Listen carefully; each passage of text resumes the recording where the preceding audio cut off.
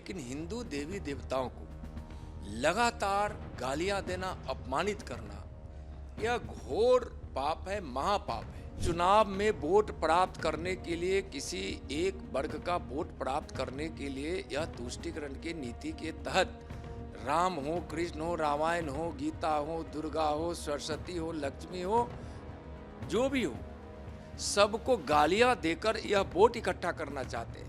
गुंजाइश नहीं है। देखिए, नीतीश जी का कुछ बचा ही क्या।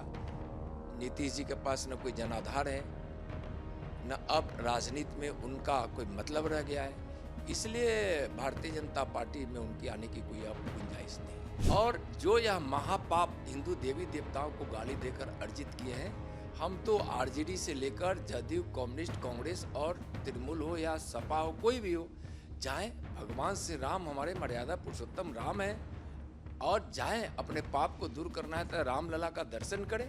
अगर भगवान श्री राम में आस्था है तो जरूर उनको उस मंदिर में जाना चाहिए। लंदन के देश भर के कई नेता सनातन धर्म के खिलाफ कई बार बोल चुके हैं और अब राम मंदिर का उद्घाटन होना है 22 जनवरी को, और कई विपक्ष के बड़े नेता जो हैं इस उद्घाटन समारोह में शिरकत नहीं करेंगे। हमारे साथ मौजूद हैं नित्यानंद राय जी। नित्यानंद जी, ये सनातन धर्म के खिलाफ लगातार जो विपक्षी नेता बोलते आए हैं, अभी हमने देखा कि बिहार में भी राजद नेता जो हैं माँ सरस्वती, माँ दुर्गा के बारे में आपत्तिजनक बयान देते हैं, रामचरितमानस के बारे में देते हैं, और ऊपर से राम मंदिर के उद्घाटन समारोह में भी कई नेता जाने को इच्छुक नहीं है। जाना ना जाना समारोह में उनका अपना विचार और अपने आस्था की बात है, लेकिन हिंदू देवी देवताओं को लगातार गालियां देना, अपमानित करना, यह घोर पाप है, महापाप है। इस तरह की बातें उनको नहीं करनी चाहिए, और सब तुष्टीकरण की नीति के कारण कर रहे हैं। उनकी नीयत में तुष्टीकरण है और वोट की लालच में कर रहे हैं, और जिससे इस देश की संस्कृति, सनातन और देश के स्वभाव के यह विपरीत है। और जो यह महापाप हिंदू देवी देवताओं को गाली देकर अर्जित किए हैं, हम तो आरजेडी से लेकर जदयू, कम्युनिस्ट, कांग्रेस और तृणमूल हो या सपा हो, कोई भी हो, जाए भगवान श्री राम हमारे मर्यादा पुरुषोत्तम राम है, और जाए अपने पाप को दूर करना है तो रामलला का दर्शन करें। नीतीश जी और लालू जी को तो अक्सर मंदिरों में देखा जाता है पूजा अर्चना करते हुए। अभी लालू जी तिरुपति भी गए थे, नीतीश जी भी हर मंदिर में दुर्गा पूजा या छठ में भी जाते रहते हैं। तो राम मंदिर के उद्घाटन समारोह में जाने से क्या परहेज हो सकता है? सुना है कि राम ट्रस्ट, मंदिर ट्रस्ट वाले उनके पास गए भी हैं, आमंत्रण पत्र लेके, भेंट नहीं हुई है। तो क्या आप सलाह देंगे इन दोनों को कि वहाँ जाएं, और क्यों जाएं? देखिए, मैं तो हम बोले कि सब का अपना अपना विचार और आस्था होता है। उनका विचार क्या है, आस्था क्या है। अगर भगवान श्री राम में आस्था है तो जरूर उनको उस मंदिर में जाना चाहिए, और जाने के लिए कोई ऐसा नहीं है कि कोई एक ही तिथि पर जाए, कभी भी जा सकते हैं। भगवान श्री राम मंदिर का उद्घाटन भगवान राम के उस अयोध्या की नगरी में भव्य रूप से माननीय प्रधानमंत्री आदरणीय नरेंद्र मोदी जी के कर कमलों द्वारा हो रहा है। कितना मनोरम दृश्य होगा। सारी देवी देवता उसके साक्षी बनेंगे।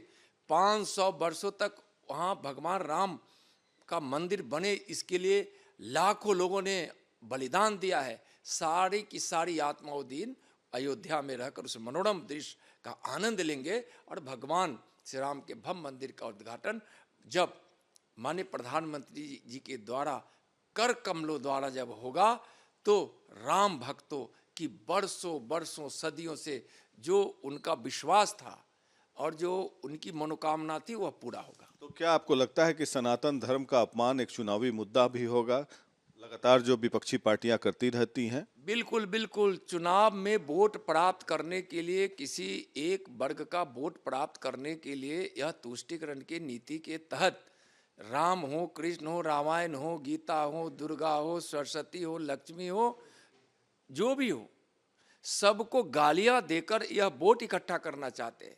और इनको पता नहीं है कि यह गाली अगर जिसको दे रहे हैं वह भी इस देश में है, उसका भी अस्तित्व है, उनकी भी आस्था है, उस पर आप चोट दे रहे हैं और महापाप कर रहे हैं। यह महापाप का परिणाम तो आपको भुगतना ही पड़ेगा। जनता आपको देख रही है, जनता जो देख रही है आपको सबक सिखाएगी। दूसरी बात यह है कि अभी कांग्रेस पार्टी अपने अंदरूनी नेता हलकों में ये चर्चा कर रही है कि नीतीश कुमार को कन्वीनर पद दे दिया जाए और तमाम विपक्षी पार्टियां राजी भी हो गई हैं। तो आपको क्या लगता है कि कांग्रेस पार्टी अब दबाव में ये सब फैसला ले रही है नीतीश कुमार के अध्यक्ष बनते ही? देखिए, विषय उनका है, बनाएंगे ना बनाएंगे, क्या करेंगे उस पर हम कुछ नहीं कर सकते हैं। लेकिन अब नीतीश कुमार जी का कोई मतलब बचा नहीं, राजनीति में वो हाशिए पे है।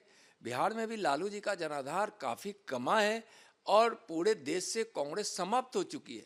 अब सब नेता इकट्ठा वही हो रहे हैं जो और जनाधार के हैं, बिना जनाधार के हैं, बिना जनाधार की पार्टी और बिना जनाधार के नेता वहाँ इकट्ठे हो रहे हैं। लेकिन 2024 में तीसरी बार भारी बहुमत से प्रधानमंत्री आदरणीय नरेंद्र मोदी जी को बनाने के लिए जनता कमर कस ली।